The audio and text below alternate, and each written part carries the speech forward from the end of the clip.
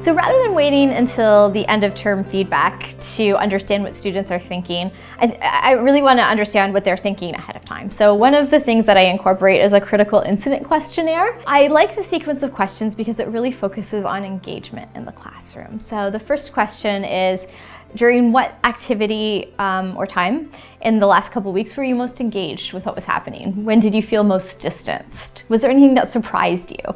And it's these types of questions. It doesn't ask them what they liked or what they didn't like. So the regular student feedback that we received allowed us to understand what students were concerned about and also what they were really getting well. And oftentimes we would be surprised by the responses. One of the purposes that it served is it gave a lot of confidence to the teaching team.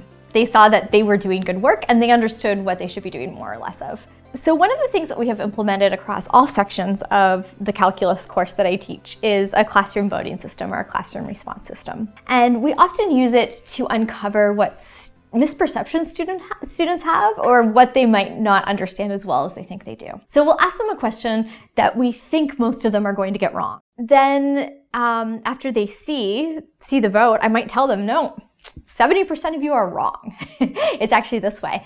And then going back and uncovering why they're wrong.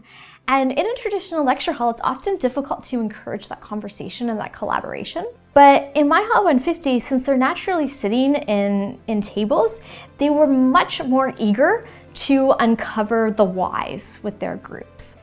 So one takeaway message from teaching in My Hall 150, students and teachers have similar struggles no matter what spaces that they're in.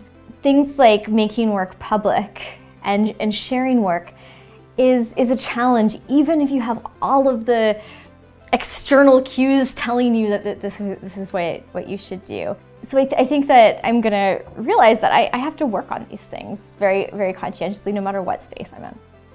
One of the things that I'm really hoping to see in future classrooms that I teach in is the ability to create communities in the classroom and the affordances that physical space can play with that. So whether that is students being able to turn around so that they can discuss with each other, or me walking throughout the classroom so I can develop a connection with a variety of students. I think that's one of the most important things for me when I'm looking for future classrooms.